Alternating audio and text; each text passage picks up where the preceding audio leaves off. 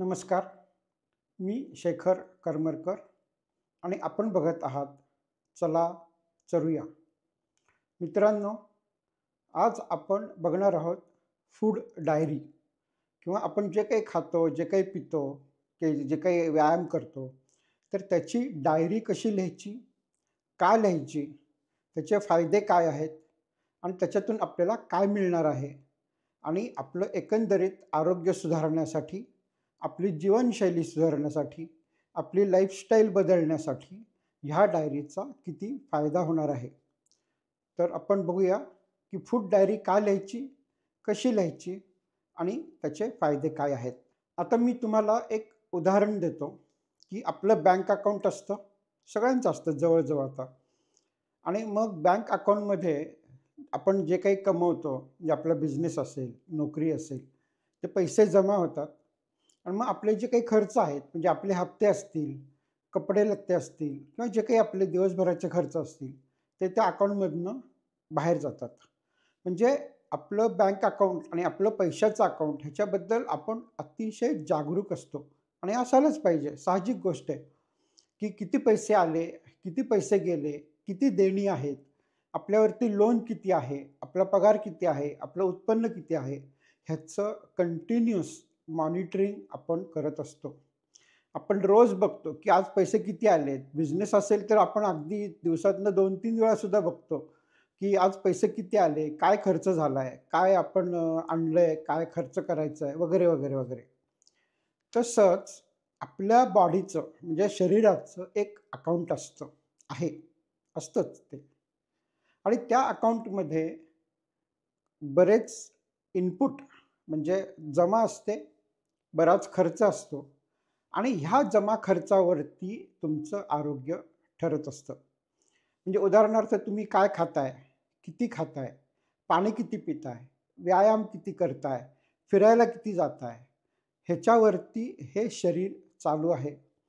जसं आपलं bank account आपण बघतो आणि अगदी डोळ्यात तेल घालून बघतो. पण आपल्या बॉडीच्या अकाउंटकडे आपण एवढं का दुर्लक्ष करतो? आपलं बँक अकाउंट बंद झालं, पूर्ण पैसे वाया गेले, काही फ्रॉड झाला आणि पूर्णपणे ते साफ झालं, तरीसुद्धा आपण ते पुन्हा नव्याने उभं करू शकतो. पण आपलं बॉडीचं अकाउंट एकदा बाद झालं, आपली किडनी फेल झाली, आपलं लिव्हर फेल झालं, वगैरे, वगैरे झालं, तर ते रिकव्हर करता येत नाही. म्हणजे आपल्या बँक अकाउंट खूप महत्त्वाचं आहे आणि त्याच्यापेक्षा सुद्धा 4 पटींनी, 10 पटींनी आपलं बॉडी अकाउंट महत्त्वाचं आहे आणि आपण ह्याच्याकडे लक्षच देत नाहीये. हा काय प्रकार आहे? तर आपण आज शिकूया हे बॉडी अकाउंट कसं असतं, ते कसं ठेवायचं, त्याचं पासबुक कसं मेंटेन करायचं, त्याच्याकडे लक्ष कसं द्यायचं आणि मग त्याच्यातनं आपल्याला इनपुट, आउटपुट आणि एकंदरीत आरोग्य कसं सुधारणार आहे, ते आपण आज बघूयात. आता बँक अकाउंटमध्ये आपले पैसे वाढत गेले, वाढत गेले, वाढत गेले. तर मग आपण काय करतो, की ज्या पैशातनं मग आपण गाडी घेऊ, आपण नवीन घर घेऊ, आपण कुठेतरी युरोपमध्ये टूरला जाऊ. म्हणजे त्याचं रिफ्लेक्शन म्हणजे आपलं उत्पन्न वाढत जातं, जातं, जातं तसं आपल्याला नवीन-नवीन गोष्टी दिसायला लागतात. त्याचंच जर उलटं झालं, की आपल्या डोक्यावरती लोन खूप झालं, आपल्याला ते फेडता येईना झालं, तर मग आपलं ताण सुरू होतो. दारामध्ये देणेकरी भरतात. रोज फोन यायला लागतात, की तुम्ही कधी पैसे भरताय? मग आपलं टेन्शन वाढायला लागतं. म्हणजे आपलं बँक अकाउंट वर गेलं, तर आपल्याला चांगल्या गोष्टी होत जातात. आपलं बँक अकाउंट लोनमध्ये गेलं, तर आपल्याला वाईट गोष्टी होत जातात. त्याचप्रमाणे आपल्या बॉडीचं जे अकाउंट आहे, त्याच्यामध्ये जर चांगलं-चांगलं होत गेलं, म्हणजे चांगले प्रोटीन्स मिळत गेले, चांगलं फायबर मिळत गेलं, चांगले व्हिटॅमिन्स मिळत गेले, चांगले मिनरल्स मिळत गेले, तर मग आपलं आरोग्य सुधारतं, आपला स्टॅमिना वाढतो, आपल्याला झोप चांगली लागते, आपण एकंदरीत सुखी आणि आनंदी होतो. आणि जर आपलं बॉडीचं अकाउंट जर निगेटिव्हमध्ये गेलं, तर मग आपल्याला वेगवेगळे रोग होतात. म्हणजे आपल्याकडे समजा विटामिन्स नाही आहेत, मिनरल्स नाही आहेत, प्रोटीन नाही आहे. नुसतंच आपण साखरचे पदार्थ खातोय, पाणी नीट पीत नाही आहे.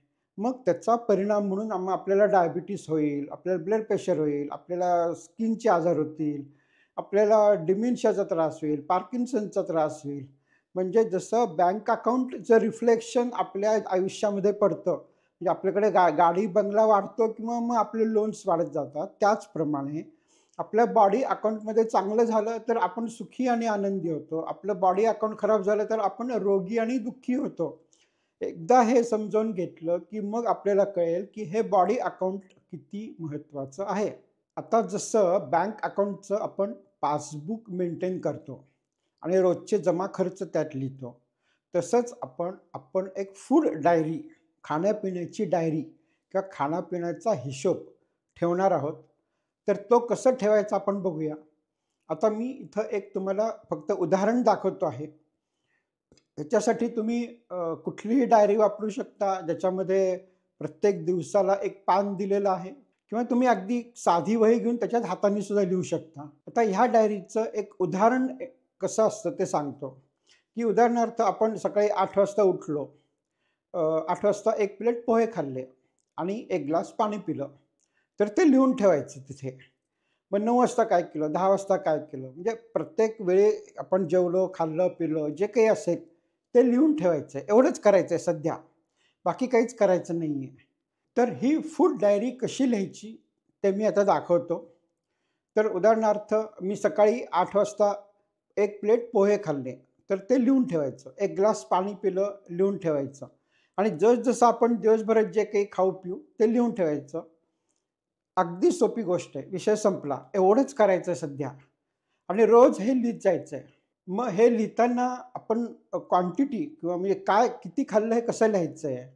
तर मग ते आपण प्लेटमध्ये लिहू शकतो, ग्रॅममध्ये लिहू शकतो. एखादा बिस्किट पुडा खाल्ला तर त्यात लिहिलेलं असतं, की हे 65 ग्रॅमचा बिस्किट पुडा आहे. म्हणजे आपण लिहू शकतो बिस्किटं 65 ग्रॅम. अगदी सोपी गोष्ट आहे. विशेष काही करायचं नाही आहे. जर तुम्हाला एक्झॅक्ट माहीत नसेल तर 1 प्लेट असं लिहा, 1 पोळी असं लिहा किंवा 1 प्लेट भात असं लिहा. म्हणजे जे काही तुम्हाला साधारण अंदाज येईल त्याचा, तसं लिहीत जा. पाणी मोजता आलं नाही तर मग 1 ग्लास, 1 कप किंवा 1 कप चहा असं लिहिलं तरी चालेल. आणि त्याच्या बरोबरीने हे खाणं आपण कुठं घेतलं, म्हणजे घरी घेतलं, मित्रांबरोबर घेतलं, हॉटेलमध्ये घेतलं, गाडीत बसल्या-बसल्या, जाता-जाता खाल्लं, हे पण लिहीत चला. आता मी हे का सांगतोय आणि त्याचा काय फायदा होणार आहे ते पण मी हळू सांगणार आहे. आणि एक गोष्ट लिहायची, की जेव्हा मी ते अमुक-अमुक गोष्ट खाल्ली, समजा मी सकाळी पोहे खाल्ले किंवा दुपारी पोळी आणि भाजी खाल्ली, तर ते खाण्याच्या जस्ट आधी मी किती भुकेलेला होतो. म्हणजे मला विशेष भूक नव्हती, तरी पण मी जेवणाची वेळ झाली म्हणून खाऊन घेतलं किंवा मला बऱ्यापैकी भूक लागली होती किंवा मला अतिशय भूक लागली होती आणि मला खायलाच पाहिजे होतं. तर काय परिस्थिती होती, म्हणजे माईल्ड भूक होती, मीडियम होती किंवा खूप भूक होती, हे पण त्या लाईनवरती लिहा. हे झालं खाण्यापिण्याबाबतीत. म्हणजे काही आपण पिलं, म्हणजे पाणी पिलंय, चहा पिलाय, कॉफी पिली आहे, सोडा पिलाय, जे काही आहे ते पण त्याच्यात लिहीत चला. मग हे झालं खाण्यापिण्याबाबतीत. मग ह्याच डायरीमध्ये आपण अजून काय-काय लिहू शकतो? तर आपण झोपेबद्दल लिहू शकतो, की मी रात्री 11 वाजता झोपलो आणि सकाळी 5 वाजता उठलो. म्हणजे हे म्हणजे झोपेची क्वालिटी कशी होती किंवा झोप किती लागली, कशी लागली, हे पण आपण त्यात व्यवस्थित लिहू शकतो. मग ह्याच्या बरोबरीने मी व्यायाम काय केला? म्हणजे मी सकाळी 1 तास फिरायला गेलो किंवा 1 तास स्विमिंगला गेलो किंवा नुसतंच 1 तास काहीतरी ॲक्टिव्हिटी केली असं लिहा किंवा तसं लिहा, की मी काहीच केलं नाही आज, की मी फक्त 1-2 तास बसून सिनेमा बघितला किंवा मी ऑफिसमध्ये 4 तास बसून होतो. म्हणजे ही ॲक्टिव्हिटी काय आहे तुमची दिवसभरातली, ती पण त्या डायरीमध्ये लिहीत चला. मग जर तुम्हाला काही आजार असेल, तर मग तुम्ही गोळ्या किंवा औषधं तुमची जी काही आहेत ती कधी घेतली, त्याचा तुम्ही ह्याच्यात समावेश करू शकता. जर तुम्हाला काही दुखत असेल, तर दुखण्याची तीव्रता किती होती, तेही लिहू शकता. आणि जर तुम्हाला काही आजार असेल, समजा काहीतरी त्वचेचा आजार आहे, स्किनचा आजार आहे आणि काहीतरी अंग खाजतंय, तर मग तुम्हाला किती वाजता खूप खाजायला लागलं, ते पण तुम्ही लिहून ठेवू शकता. म्हणजे ही फूड डायरी ही फक्त खाण्यापिण्याची नाही आहे, तर ही आपल्या एकंदरीत दिनचर्येची, आपल्या आरोग्याची, आपल्या आयुष्याची ही डायरी आहे. आणि मग साधारणतः 1 आठवड्यानंतर जेव्हा आपण हा डायरीचा आढावा घेतो, म्हणजे जसं आपण बँक अकाउंटमध्ये बघतो अधून-मधून, की मागच्या आठवड्यात किती पैसे जमा झाले, किती खर्च झाले, किती देणं आहे, वगैरे, वगैरे. तर त्याप्रमाणे आपण ह्या डायरीचा 1 आठवड्यांनी आढावा घेणार आहोत. आणि त्या आढाव्यामध्ये काय-काय बघायचं आहे आपल्याला? तर एक आठवड्यामध्ये आपण किती पाणी प्यायलं आहे ॲव्हरेजली, किती कॅलरीज आपल्या पोटामध्ये गेलेले आहेत. नंतर आपल्याला दिवसभरात साधारणतः 40-50 ग्रॅम फायबरची गरज असते. तर मग आपण फायबर किती खातोय? आपल्याला 40-50 ग्रॅम प्रोटीनची गरज असते. आपण प्रोटीन किती खातोय? आपल्या कॅलरीज 2000 कॅलरीजच्या वर नाही गेल्या पाहिजे दिवसभरात. आपल्या जेवणात किती कॅलरीज जातायत? मग आपण आठवड्यामध्ये साधारणतः 150 मिनिटं म्हणजे 2.5-3 तास तरी व्यवस्थित व्यायाम केला पाहिजे. तर मग आठवड्यात आपण व्यायाम किती केलाय? नंतर आपलं खाणं आणि आपला होणारा आजार ह्याचा काही संबंध आहे का? म्हणजे मी भजी खाल्ली तर माझं खाजणं वाढतं किंवा मी काय सफरचंद खाल्ली तर मला झोप चांगली लागते. असा काही आपल्याला संबंध त्यात तपासता येतोय का? हे पण आपण त्या 1 आठवड्यानंतरच्या आढाव्यामध्ये बघू शकतो. तर एकदा ही डायरी तुम्ही लिहायला घेतलीत, की मग हळू तुमच्या दिनचर्येमध्ये, तुमच्या खाण्यापिण्यामध्ये आपोआप बदल व्हायला लागतो.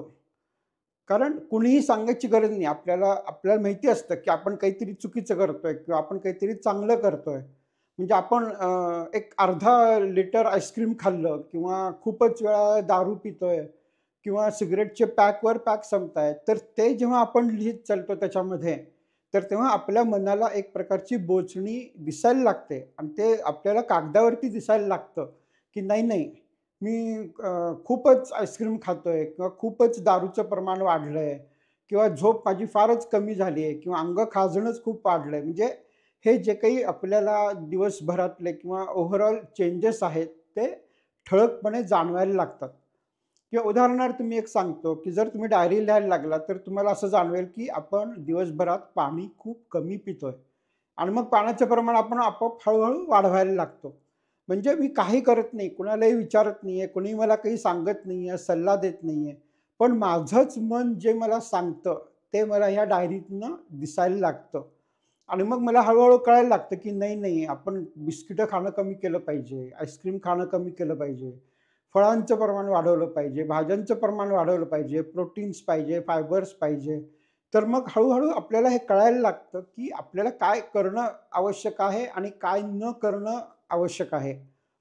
आणि त्याच्यामुळे मग आपली दिनचर्या, आपला आहार, आपलं खाणं-पिणं, झोपणं हे व्यवस्थित हळू आरोग्यदायी गोष्टींकडे सरकायला लागतं. त्याच्यामुळे तुम्ही ही डायरी जरूर लिहायला लागा. ती कुणालाही दाखवायची गरज नाहीये. जर तुम्हाला दाखवायची असेल, तर तुम्ही घरातल्या कुठल्याही व्यक्तीला दाखवू शकता. डॉक्टरांना दाखवू शकता, न्यूट्रिशनिस्टना दाखवू शकता किंवा कोणाला दाखवायची नसेल, तर मुळीच दाखवू नका. पण आपल्या शरीराशी, आपल्या मनाशी प्रामाणिक राहून आपल्याला जे योग्य वाटतं ते करत राहणं आणि ते त्यात दिसणं हे आवश्यक गोष्ट आहे. इंग्रजीत एक म्हण आहे, की if you cannot measure it, you cannot manage it. म्हणजे जर तुम्हाला एखाद्या गोष्टीवरती पकड पाहिजे असेल किंवा त्याचं समतोल साधायचा असेल, तर त्याच्या आधीची अशी पायरी आहे, की ती तुम्ही मोजायला शिकलं पाहिजे. म्हणजे उदाहरणार्थ मला माझं लोन कमी करायचंय, तर मी आधी मोजायला तरी शिकलं पाहिजे, की माझ्याकडे किती लोन आहे. जर तेच मला माहीत नसेल, तर मी लोन कसं फेडणार आहे माझं? त्याच्यामुळे मला आधी कळलं पाहिजे, की माझं सध्याची दिनचर्या काय चालली आहे, मला त्रास काय आहेत, आजार काय आहेत आणि एकदा ते मी लिहायला लागलो, की मग ते मेजरमेंट होतं आणि त्याच्यातनं मला कळायला लागतं, की नाही, ह्या गोष्टी सुधारल्या पाहिजेत किंवा ह्या गोष्टी वाढवल्या पाहिजेत. तर मित्रांनो, तुम्ही डायरी लिहायला लागा. जर तुम्हाला काही अडचण असेल, काही नवीन मार्गदर्शन पाहिजे असेल किंवा काही फायदा होत असेल किंवा तुमचा काय अनुभव असेल, तो कॉमेंटमध्ये जरूर लिहा.